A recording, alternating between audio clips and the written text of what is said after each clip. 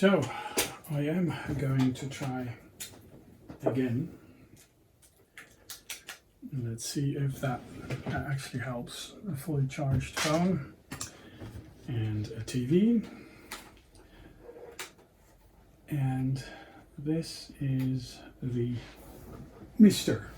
The MiSTer is an FPGA system, field programmable grid array, and it can simulate various computing devices. And it is emulation in a way because it emulates the hardware with hardware. The MiSTer is based on the Terasic DE10 Nano board, which is developed in cooperation with Intel, and it has been added on to with an SDRAM board, an ADC board, so that it has enhanced functionality. And there's very many different MiSTer iterations on the market, and I have several. And what I figure is what is interesting to do is just go over the computer cores that are available for it. So let's check out those. First, we check out the Acorn Archimedes. And the Archimedes is a system stemming from 1987. It uses a RISC, an ARM processor. Basically, it's the same CPU that currently sits in modern phones and stuff. And yeah, it's much like one of these all-in-one systems like the Amiga or the Atari ST, that it came with a floppy drive, and it had very interesting green function keys, and some might even have red function keys, and the keyboard just looks like a PC keyboard. So it comes with, on my system, it comes with 2 hard drives. It also has hard drive capabilities. And basically you have a windowing system that allows you to navigate. The thing is that it uses 3 mouse buttons. The middle mouse button has a specific function. The left mouse button and the right mouse button, they all have different functions, slightly different from Windows. Executables, they are indicated by an exclamation mark in front of it. So yeah, let's just run a demo. Oh, so it needs more memory. Let's see if I can reboot this.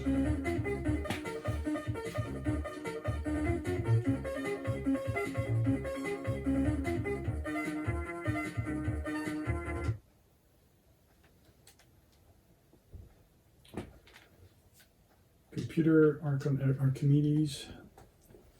It's RISC OS 3, and it really needs a bit of setting up.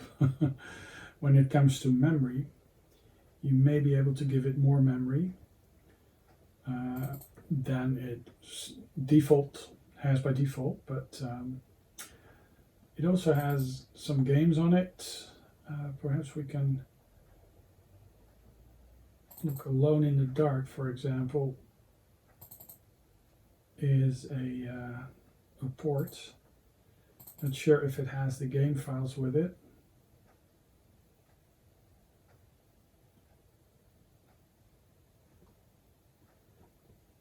Might not. So I haven't used this a lot, if you were wondering. I'm just not very Chaos Engine. That's interesting.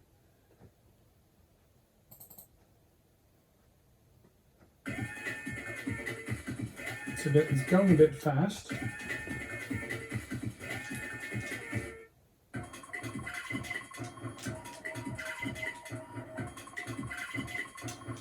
And there has been a resolution change.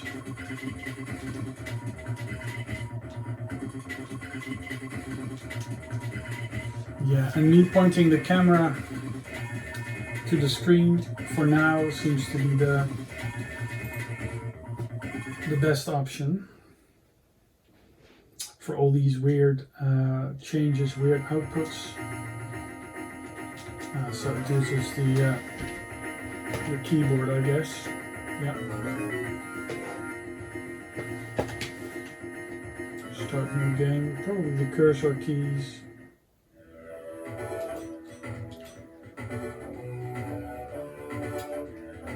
It's different, you know. The music is a bit different, and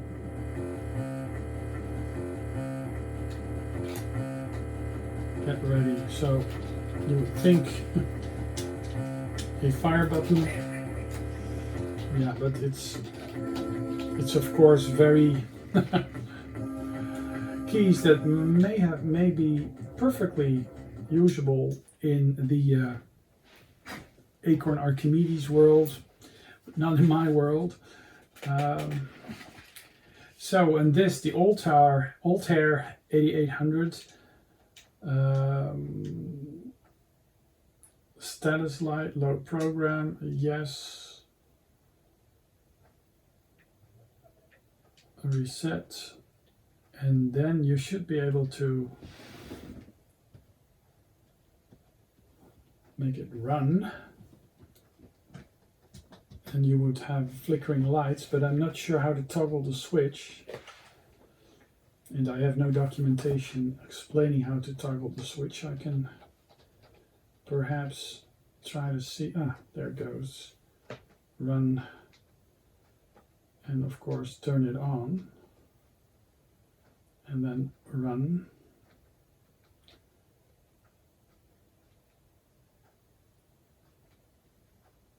Reset, run. Yeah, of course these systems, they came with a panel, but a whole bunch of slot-in cards, so it could have a keyboard, could have a modem, video out and stuff, but this basically is just the base system. Yeah. So the Amstrad CPC. The Amstrad CPC is a contemporary of the Commodore 64, the ZX Spectrum, the MSX, and it is a Z80 system, and it was marketed by Mr. Sugar, and it came in a couple of variants. In Europe mainland it was marketed as Schneider, and in other parts it was marketed as Amstrad. You had Amstrad 646, which had 64 kilobytes of RAM, and this has been set to the 128K of RAM, so this is the CPC 6128, I believe. Yeah, like most 8-bit computers, a lot of them came with the first generation came with a couple of K, 1K, 2K, 3K. For example, the VIC-20 has 3 kilobytes of RAM. The Atari 400 had 16 kilobytes, as does the Atari 600 XL. Then systems also had 48 kilobytes, 32 kilobytes, 64, and then the jump up to a 128. But they needed to do some bank switching because most 8-bit microprocessors, they aren't capable of addressing more than 64 kilobytes of memory. So let's mount a demo. So let's see what is perhaps an interesting demo. The ultimate mega demo. You type cat.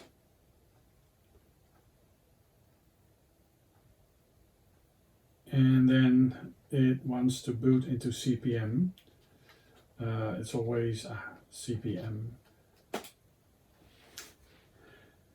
Most Z80 systems with a disk drive are capable of running CP/M.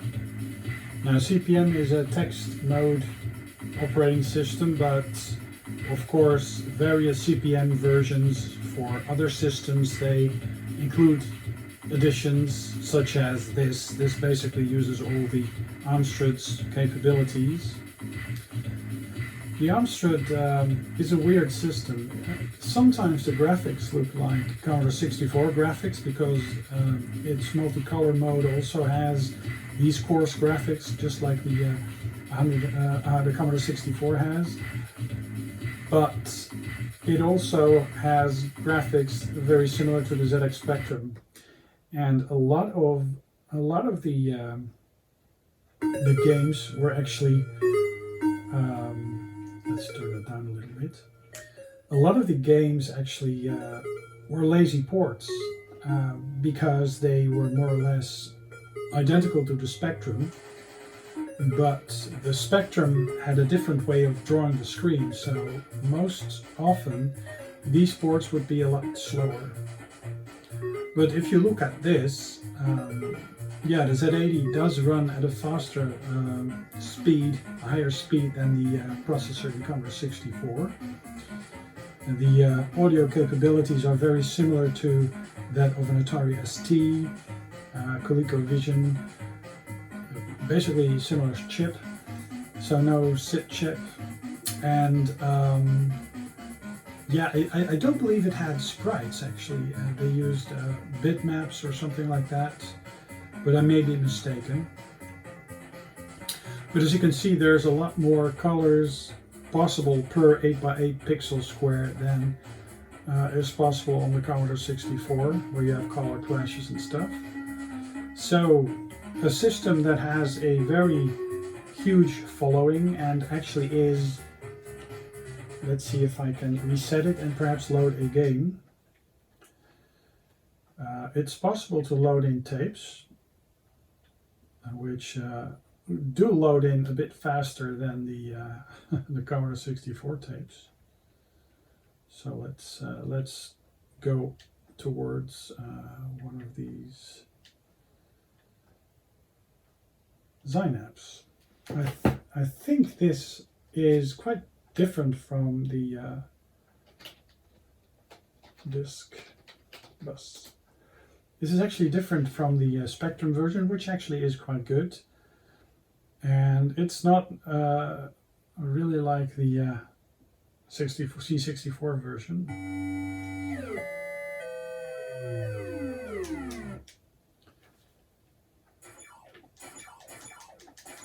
So as you can see, the graphics are a bit coarse, just like the Commodore 64.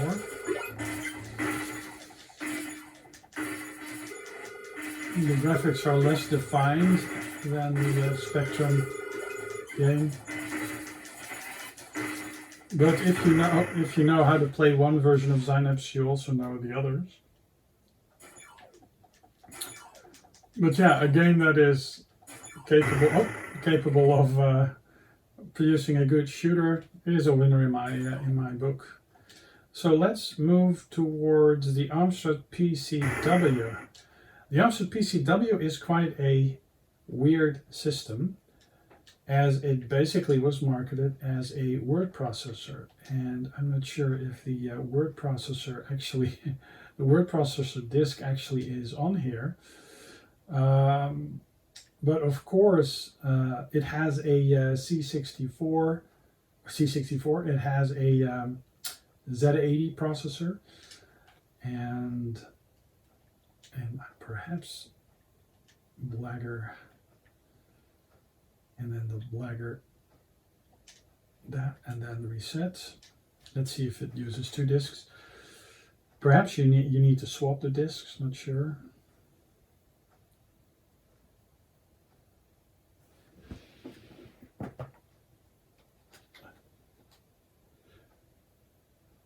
So let's move to B, Blagger.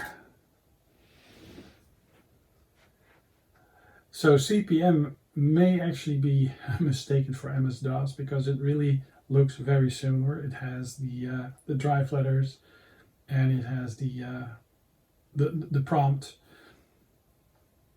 And this character set actually is very reminiscent of the Amstrad character set. It also looks a bit like the Amiga character set. Let's see. Let's eject the images and check another game.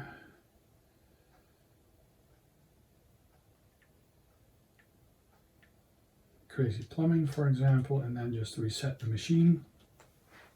Yeah, it should load.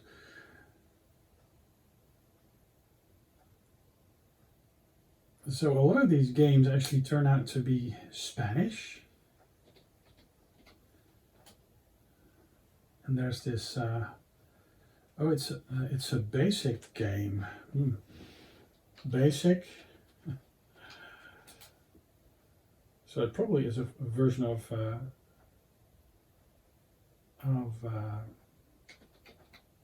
look at that, Willard Basic. So probably it uses files, load, plumber bus.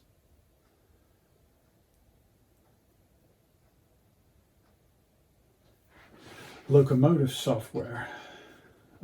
Oh wow, that's interesting. I didn't know that you had a basic for the Amstrad PCW.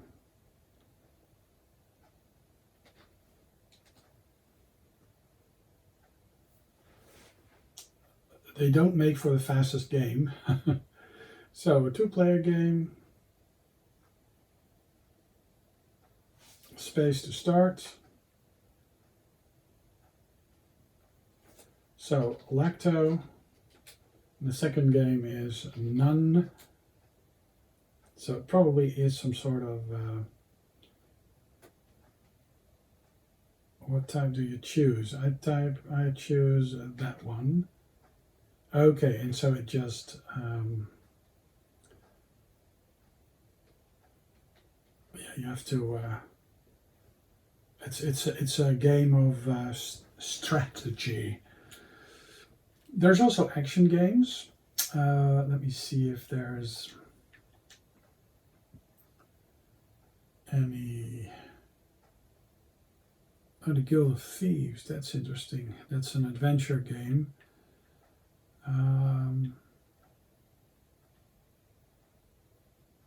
Archimedes. That's also there's a lot of these games that actually came out on other 8-bit micros. Not sure about. Oh, and then it says ignore because it's write protected. Ignore. Yeah. It desperately wants to write to the disk. So it also has a basic game. So basic, and then it's Marcy.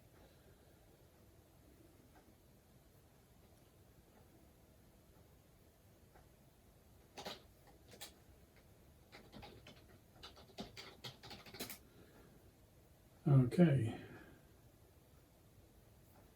It's a smaller game.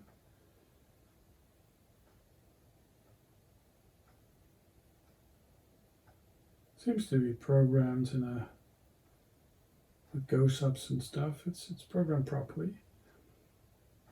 The thing with basic programs is that it really Archimedes. Destruir las navas amigas enemigas procurando que no se destruyan todos los bidones de fuel que tienes a la base. Pulsa es para comenzar. No parlo italiano, no hablo español. Oh, that's interesting. So this is like an action game in BASIC. Pretty much like Space Invaders, and yeah, you have to destroy the opponents and you have to prevent them from destroying your fuel canisters. At least that's what I seem to have understood from the Spanish. So even in BASIC, this actually runs pretty nicely. And that's the thing. A lot of these Z80 based systems, they really had pretty fast BASIC actually, because the processors were a lot faster. This is actually a beta version of the Amstrad core that we just tried. Let's see if I try a demo, because it's not as, perhaps that one. It's from the MiSTer system, and which is actually the precursor to the MIST system. It's actually a precursor to the MIST. And oh, that's a very nice basic program of a Vulcan, a Vulkan. Let's see if I can check out another demo. The Ultimate Mega Demo. Let's try a demo. Total Eclipse. Let's see. So it's based on how the how it was defined on another FPGA. Eclipse bin. So you can actually run machine code programs from the basic prompt, which not all systems were capable of. So certain older systems, you had to indicate whether or not you wanted to execute a basic program or a machine code program. But this is an experimental core which added some features that are not found in the MiSTer core yet. But it may be less compatible.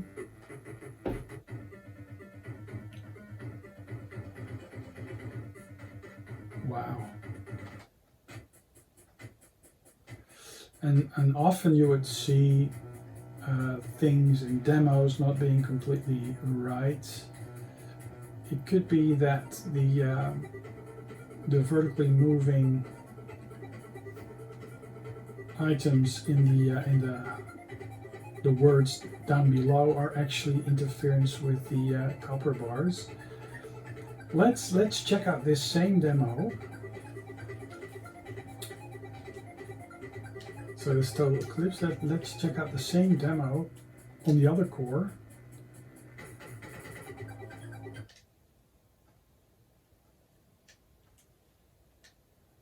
Which actually has been programmed quite substantially differently.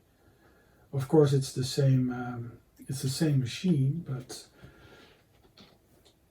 they approach it from a different perspective.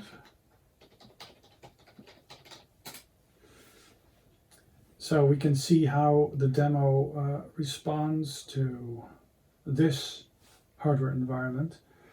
Of course, just like with emulation, it being an FPGA implementation of a system doesn't necessarily mean it's more perfect.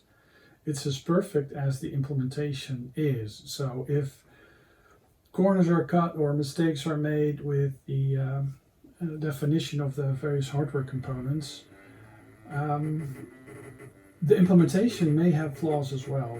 So the thing is, if you stick to the hardware as closely as possible, and it interfaces with the software of the system, it has the same vertical moving option. So yeah, there's no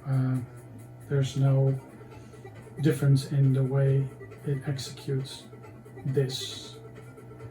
So, and this uses, I think, a couple of different screen modes with an interrupt, so it shows text and other effects on screen. The bars, the flowing bars are often interrupt driven, where you change the color of the screen with each line that is drawn by the video processor. And yeah, there's a huge French following for the Amstrad CPC. It was quite big in France, and it was called the Schneider over there as well. So the Apogee BK-01. I believe this is a Russian computer, and let's see if we can run, for example, the game of Boulder Dash.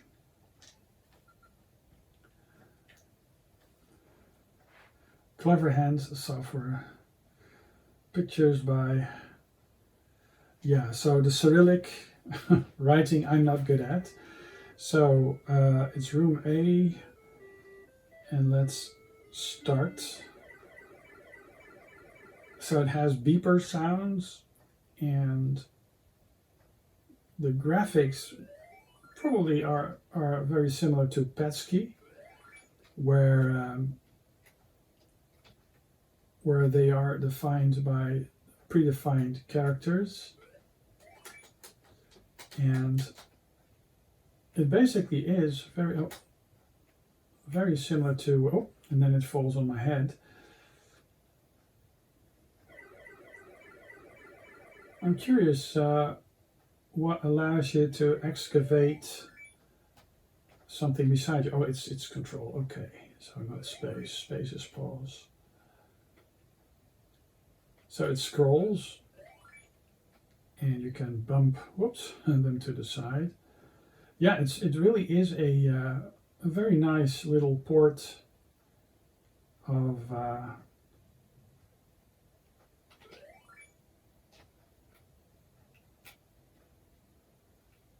yeah, I really need to, it's gonna pursue me. So it's very similar to the first level of the original level of the original Boulder Dash, but this critter is different. Whoops. So the premise of this game is actually to, oh, it's actually pursuing me, so I may need to close. Ah, I think I'm safe now. Yeah.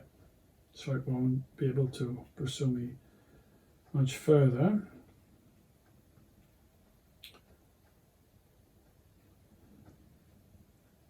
I like puzzle games like this because they really force you to be strategic, and yeah, just have an arcade element to them as well. And this game is available on so many different systems. It's crazy. That probably is the sound that the door is open, but now it's a question of where is that, and to be able to exit the screen. Now I think there it is. Back when I first started to use computers, I was exposed to the Philips P2000, which basically had a video output very similar to that of the BBC Micro computers. If you know teletext and you know how these images look, well, that's the P2000. Hooked up to a normal television of a SCART. It was a nice system. It had color, and I remember being in, well, the year after kindergarten, we were called into this big room where our headmaster had set up his P2000T, and he was running a program called Lemonade Stand, which was in English, so he had to translate. And yeah, it's basically an economics game where you sell lemonade and you want to make a profit. And he was just mesmerized by it. And I remember grasping the capabilities of such a machine, the interactiveness, but totally glaze over when it came to the economics of selling lemonade for a profit. But I guess that sort of ignited an interest in microcomputers. And I remember going to the library, taking out books on programming in BASIC, just reading a lot of stuff about computers. And I was able to program in BASIC on graph paper. At least I wrote a ton of programs, but I had no way to enter these into a system until in high school, and I was about 12, I was allowed to have access to TRS-80 third generation, so I could actually check out the way how the system worked.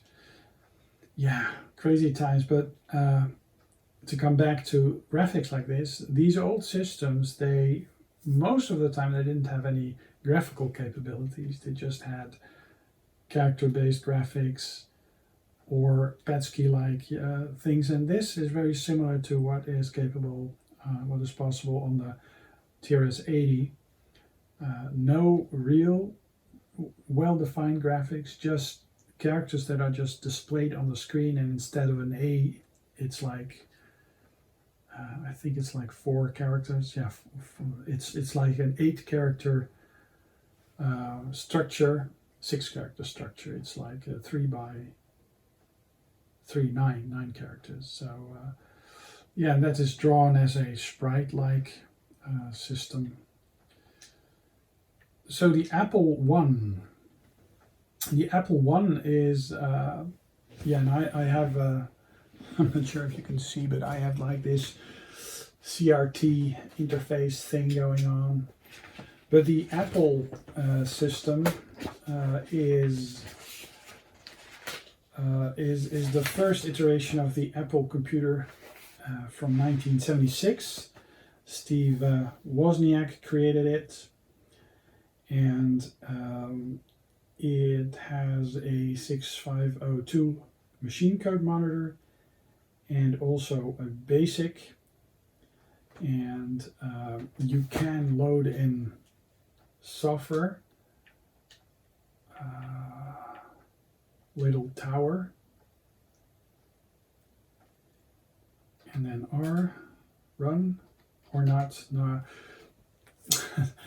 I've never used these, and they basically came as a kit, and you could program them in ways unfamiliar to me, actually. So let's go to the more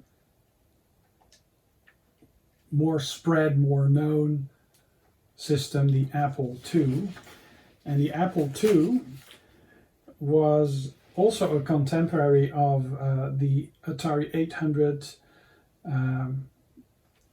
Yeah, Atari really was very quick with its 8-bit systems. They actually had systems comparable, the 400 and the 800 were there next to the Apple, way before Commodore actually had any systems out, perhaps the VIC-20. Yeah, but the Apple II is a more capable system, and now I've lost my job.